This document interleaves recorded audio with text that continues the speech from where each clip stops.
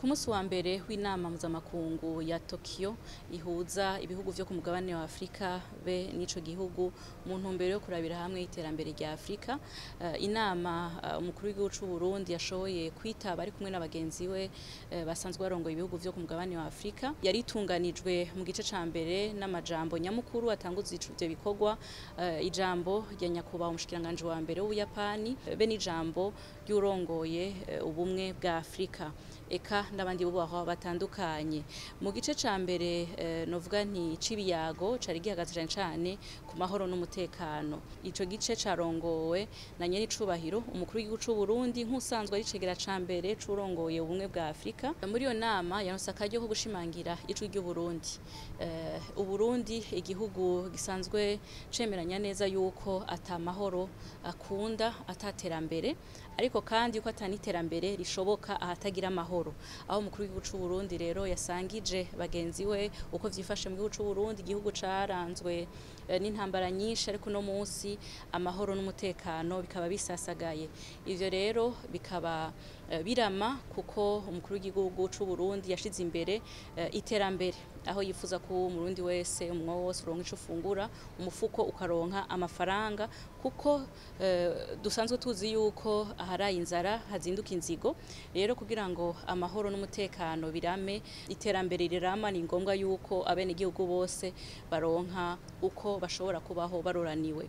Umukuru w'igihugu c'u Burundi naho yaciye ababwira yuko igihugu c'u Burundi, abarundi muri rusangi bafatanye mu mugongo kuri yambona kazoza y'Uburundi bwishira bukizana mu 2040, 2060 bukazoba buteye imbere. Uwo mugambi rusangi niwo uhuza abarundi ku kivi c'iterambere.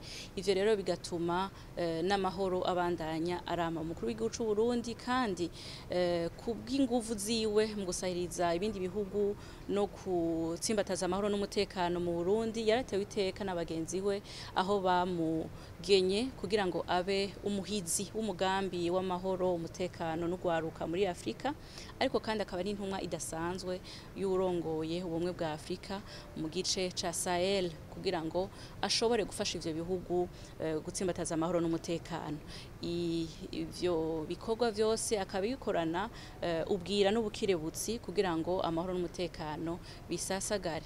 Umukuru w'igihugu c'u Burundi kandi yibukije yuko Burundi busanzwe buri no mu bindi bihugu, cane cane igihugu ca Somalia, igihugu ca Republika Iharanira Rusangi ya Kongo, igihugu ca Afrika yo hagati, aho naho nyene Uburundi bwitanga butiziganye kugira ngo ibindi bihugu bironke amahoro n'umutekano. Hambavu yaho umukuru w'igihugu c'u Burundi yasuye gushimangira kandi yuko Burundi bwama buhagaze ku ruhande rwo kurondera inyishu, ariko no kugwanya ibibazo biciye mu biganiro, mu mwumvikano. Yashimangiye kandi ko Uburundi bushigikiye yuko hoba impinduka mu nama mpuzamakungu iraba ivy'umutekano, Conseil de sécurité au sein des Nations Unies, aho kimugabane wa Afrika utagira ubuserukizi bukwiye, aho yifuza yuko iyo nama yotunganywa kundi na Afrika ikagira ibihugu biserukira uwo mugabane muri iyo nama mpuzamakungu. Yashimangiye kandi yuko ahagaze ku masezerano gikiye yo gushigikira agateka kazina muntu, na cane cane yuko n'Uburundi busanzwe buri mu nama iharanira agateka kazina muntu mu ishirahamwe mpuzamakungu.